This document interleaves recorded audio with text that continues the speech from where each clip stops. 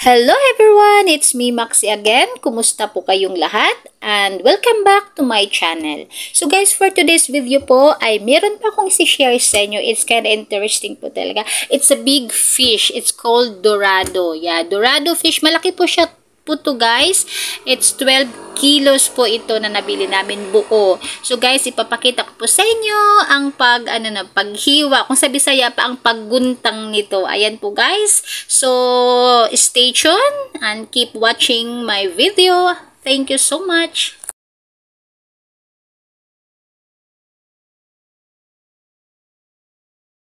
Minsan taga to.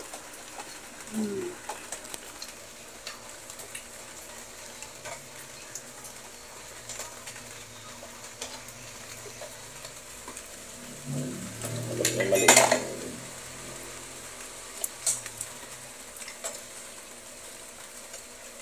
Isa bang maliit doon? Ayaw mo na?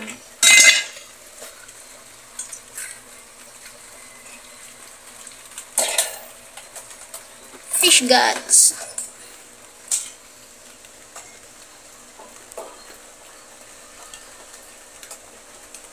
Diyan na.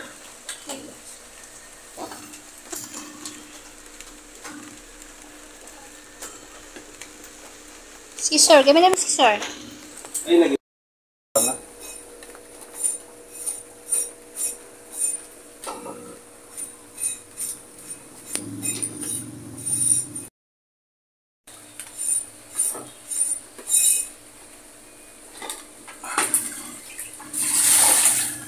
Ako dyan makalimpi dari mamaya.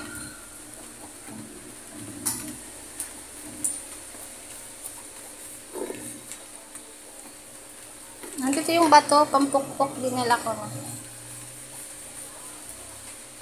Ihaw na eh. Ano, pwede mo na ihaw. Nakatubuntot siguro.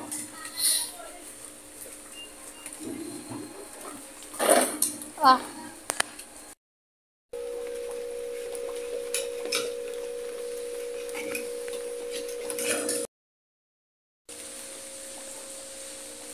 Ilang ito lang pa.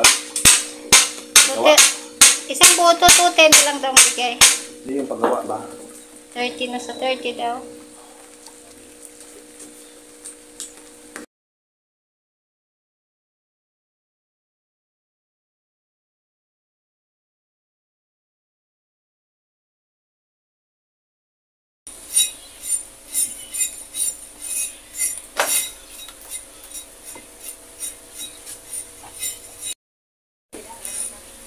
Nay? Oh, nandito. Sure ito.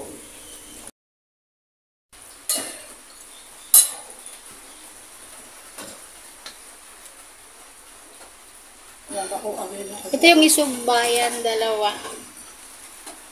12 kilos to?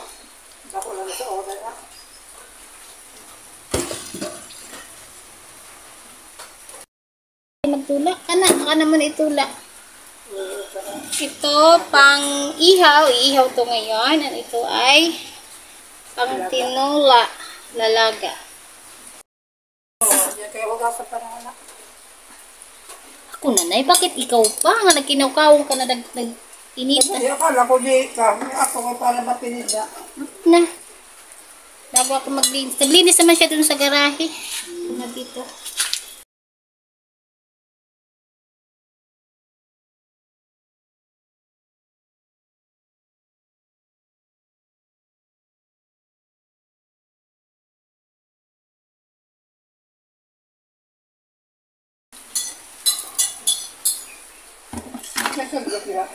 Ito siya. Pwede yun siya ihalo sa pag-alam. Sabaw. Taba yan eh. Pangpalasa lang yun eh. Pin. Yan. So, yan ang ating yung isang buong dorado fish. Ayan. Yan ang ating 12 kilos po yun. More than 12 kilograms. So, ito yung kanyang fish guts. Iluluto po yan ni Nanay, adobo po yan pag nalinisan na. Yan. Isang buong dorado na iwa-hiwa na. 12 kilos.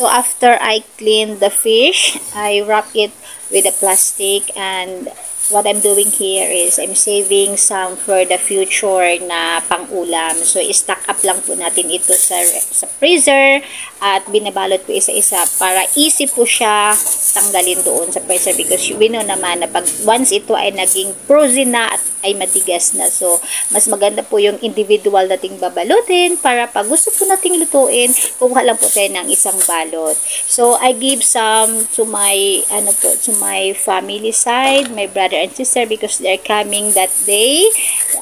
Pumunta sila at binigyan ko rin po sila niyan. So, share the blessings. Marami po kasi ito dahil 12 kilos po ito. So, thank you so much po sa biyaya, Lord. Ayan po, meron po tayong mailuluto ngayon at meron pa po tayo para sa mga susunod pang mga araw na lulutuin at makapagbigay pa rin po sa ating family side.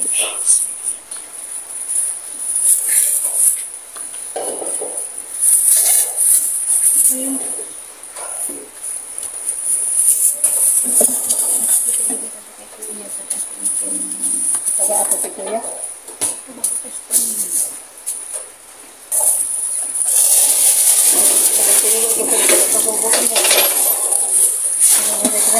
Tara na eh.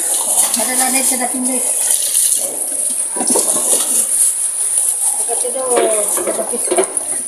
Inuwag man nga Derek ginahon ta Nakapista kayo nakakubo.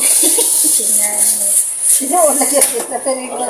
Ito, may nalawang na yung loob nila, ha? Ayun ang hindi nyo pinapansin. Di isa lang ang ilhawin, ito lang. Kasi ito daw ilaga nila na yung ulo mamaya eh. Isa lang para din na dami. Kasi yung tuda sa tinis. Abot-bukad na yan. Oo, tapos kami mo mamaya nga po. Ikaw, sabay-sabay kayo. Ikaw natin ang dito. Stock. Sobrang libo rin. Uy, 12 kilos. Asa na yung butang? 12 kilos yan ay sa tag-210. Grabe. Third. Sino ito tas kaldero ni? Kasi ba diba? Diyan dyan ay kasya.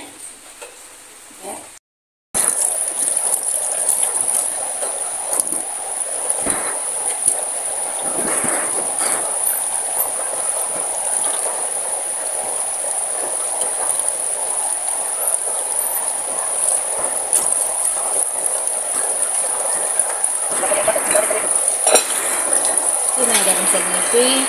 Dito yan, tinulog ko yung tigito niya. Akala ko ba ito yung Galing sa Leyte yung kantaran. Yung bato dyan ko yan, naligaw yan din sa hangin ko. May garahe malapit. oo, hindi na napatawas. Pabis-pabis ako.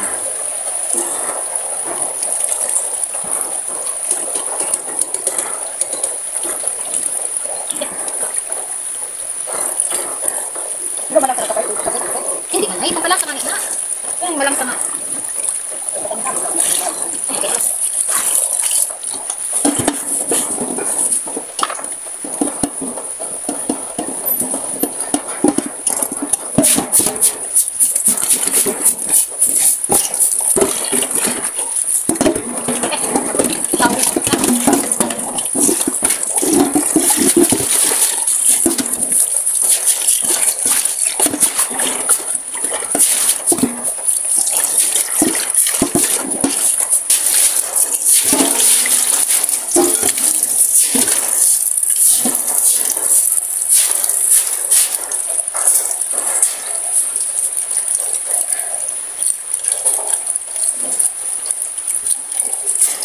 Kalahati na yung trabaho.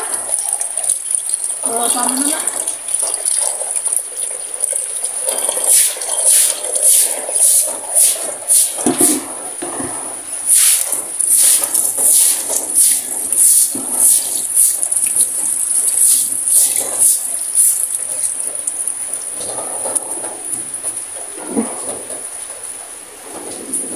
Ako na magpapatuloy.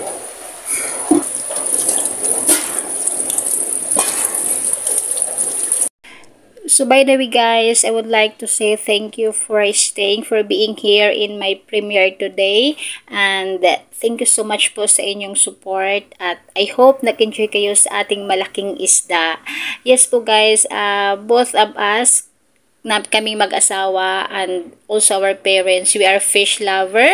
Kasi mahilig kami kumain ng isda dahil kami po ay lumaki sa tabing dagat. Back in the province, we live there in an island sa seaside. So, yung pangunahing hanap buhay ng mga tao doon is a fisherman. So, mahilig kaming kumain ng isda. Kaya, pag may nakita kaming malaking isda or magandang isda na binibinta yung aming kapitbahay na kumpare namin galing Batangas. So, binibili talaga namin yun. Dahil mura na, fresh pa, at galing talaga sa port. So, hindi na siya dumaan ng palengke, hindi na siya dumaan ng mga maraming ice, at hindi na siya nadapo-dapuan ng mga langaw. So, guys, ayan po, itinula na namin tutulain na natin yung malaking ulo, at saka yung fin niya, at saka yung ibang part na medyo bony, ganon. Masarap po yan sa tinula. So guys, I hope you enjoy my video, and thank you so much for all your support. So all my members, new and bagong and old members, thank you so much. For all my super chatters, thank you so much. Lahat ng mag-view na aking video at lahat ng mga videos ko, thank you so much po for your continuous support. God bless us all!